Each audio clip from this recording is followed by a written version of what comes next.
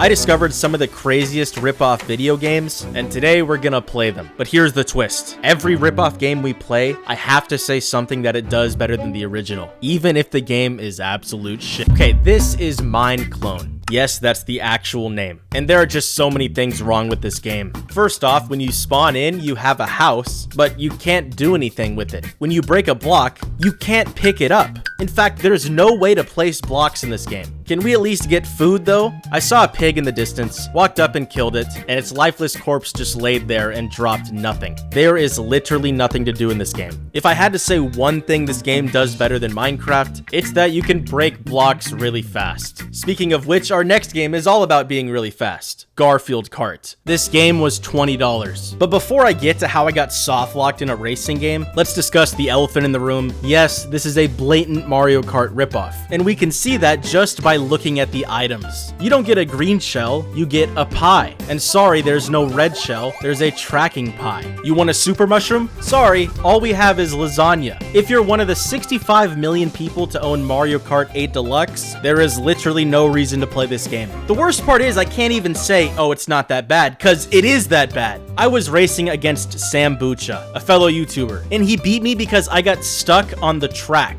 I'm actually glitched! Yo, I'm glitched. That shouldn't be possible in a racing game. If I had to say something positive, it's that this character is kind of hot. But you want to know what isn't hot? This game. Yeah, S-tier transition. Okay, but actually this game fucking sucks. It's called Jump Guys, and I was expecting a Fall Guys ripoff, but it's like half that, half Roblox obby type thing. Towards the end, I was trying to speedrun the levels, and that's when it got a little more fun. And I guess my one positive thing about the game would be that it's not insanely easy. This next game, however, doesn't even deserve a unique transition to increase viewer retention. You'll see what I mean. Editor, just put it on the screen. This is Among Us Run, a ripoff of Subway Surfers, except it's Christmas for some reason. Now, I love Christmas, so it hurts when I say, yeah, this is the worst game on this list. In Subway Surfers, when you hit a train, what happens? You die, right? But in this game, when you hit a car, you tank the hit. Wait, what?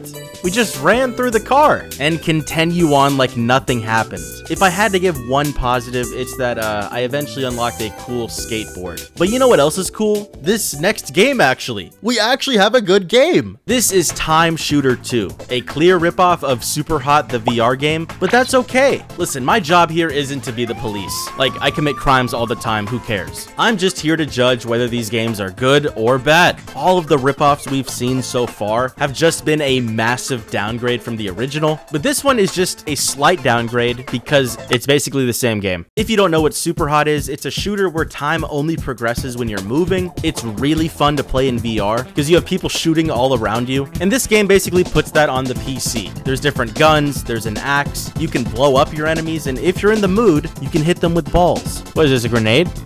Oh no, it's just a ball. And while this game section was pretty positive, I can't promise the same for the next game. Next is Space Waves, a ripoff of Geometry Dash, but only the wave game mode of Geometry Dash. And as someone who recently played this game for the first time and had a ton of fun, I knew I had to check this out. See, Geometry Dash's gimmick is that the game is supposed to get really hard. It's one of those games where there's basically no skill ceiling. So when Space Waves started out painfully easy, I was worried. But as I beat the levels, they got a little harder and harder, and I died a few times till eventually I lost interest in open Geometry Dash. If I had to say something positive, it's that, it's kind of relaxing. Something I can't say about this next game. This is SpongeBob Run, a ripoff of 2D Mario that honestly has too much going on. You're collecting pickles, there's enemies, there's karate power-ups, spring power-ups, jetpack power-ups, mini power-ups, and Patrick is here for some reason. The beauty of Mario is that it starts out simple, but slowly introduces more and more gameplay features until the epic conclusion. But maybe I'm judging this game too early, and it gets better later. 76%? Wait, is it stuck at loading? Maybe I spoke too early. Yeah, I almost forgot what video I'm making. I guess one thing this game did better is that even if having 4 power-ups in the first level is kind of insane, it's still kind of cool. Something that isn't cool, though, is Pokemon Legendary Catch, our next game. Now, this actually isn't a ripoff of Pokemon, but rather Angry Birds. You aim this little cannon to catch Pokemon, and the goal is to clear the level. Why is Ash shaking?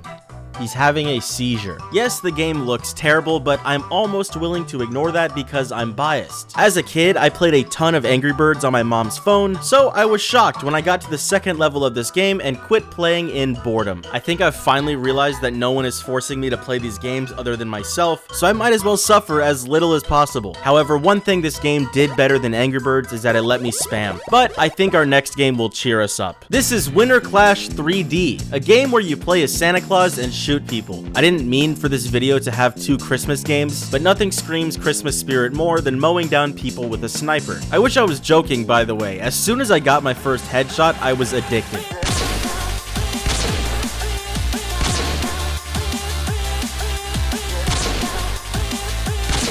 I had 34 kills in my first game, while the runner-up on my team had 4. And for some reason, I was having so much fun mowing down these kids on Christmas that I decided to give myself a challenge and see how many kills I could get.